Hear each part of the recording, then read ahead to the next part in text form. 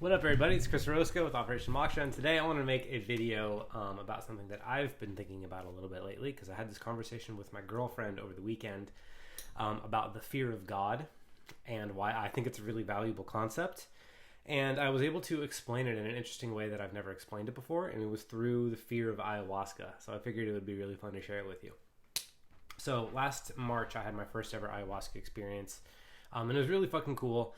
And basically, I got a lot out of it, and I really enjoyed it. And I seem to get a lot out of it, even compared to a lot of the stories that I've heard from other people. And a big part of this, I think, was due to going into it with a really humble attitude of basically surrendering all my thoughts, all of my expectations, all of my feelings, all of my attachments, all of my everything. Every single time I would take a breath and something would come up, I would surrender it, and I would surrender deeper and deeper and deeper constantly. And so that allowed me to enjoy my experience. It allowed me to get a lot of insight out of it, allowed it to be very pleasant, and all that sort of stuff. Now, we were talking about going back out there and doing it again, and it was also really uncomfortable. And after a certain amount of time of learning really difficult lessons and surrendering myself to them and giving up my attachments, giving up my fears, and giving up all these sorts of things, I started to get really exhausting. And that exhaustion over time, it's kind of like, fuck, I don't know if I can do this again. I don't know if I want to do this again. And so when I was thinking about going back and doing it again, this kind of fear hit me, and I was like, have I learned the lesson? Have I forgot the lesson? Because if I forgot the lesson, it's going to be kind of grilled into me, and it's going to be kind of shoved into me again like it was last time. And it's like, fuck, I really don't want to do that. So I should just humble myself now, so that if I do decide to do it again, I can go back into it with this really humble mentality and surrender myself and let everything flow through me and have it be a positive experience. But if I'm going in there with an expectation, or thinking that I'm past it, or all these sorts of things, or just thinking that I'm beyond it, all those sorts of things, it's going to be a really, really, really uncomfortable experience for me that I really am kind of afraid of having. So this is a roundabout way of saying that to have the fear of God is to essentially have the fear of, if I don't honor this thing, I could get pummeled. And that's how it works for the conscience. And that's how it works with ayahuasca, or at least after my one experience of understanding it, that's what I've come to understand, is that if I don't honor it, if I don't respect it, if I don't humble myself to it, then I will get smashed. I will get pummeled.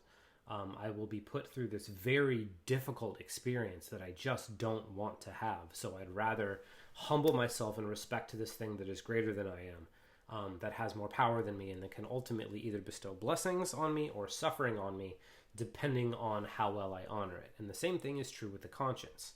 Your conscience and your mind, essentially, if you honor to it, if you have respect to it, if you treat it in a certain way, make the proper sacrifices to it, then your mind will give you everything that you could ever possibly want. However, if you don't make the proper sacrifices to your mind, if you don't honor it the proper way, and if you don't live in alignment with it to the way that it needs to be lived in alignment with, it will not give you heaven, it will give you hell. And so there's this healthy fear that really comes out of respect of if I don't honor my mind, and if I don't honor this incredibly potent and powerful medicine, then I'm in for a bad time. And that bad time should probably be feared. It should be respected. It should be acknowledged as something to be avoided, and something to be avoided through humility, of lowering yourself and humbling yourself and acknowledging that there is something bigger than you, something more powerful than you. And if you act like you are bigger and more powerful than it, then you are in for a big, rude fucking awakening. So this is the little insight that I had around fear of death in relationship to ayahuasca. Or not fear of death, but fear of God. And the reason that I wanted to say this is because I know this is a concept that a lot of people really hate. You hear the old, the old biblical version of fear of God, and you think, well, why would an all-loving God want me to be afraid of it? Why would an all-loving God want all this? Why should I be afraid of the God that loves me and cares for me and protects for me and all these sorts of things? And because it's a very one-dimensional view of God.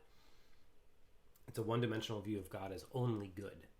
Right? But if you look at nature, nature isn't only good. Nature is also really horrible.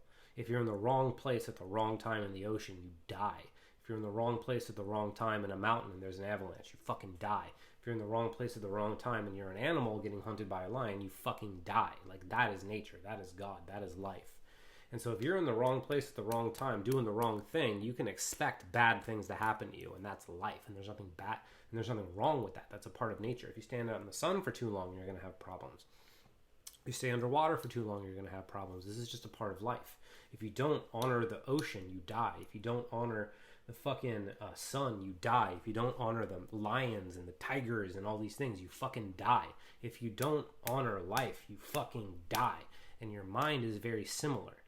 And so can these very potent medicines. And so fear of God is basically the fear and respect that comes along with knowing that you are not the biggest, that there are things bigger than you, more powerful than you, that have not given their due respect in their own due time.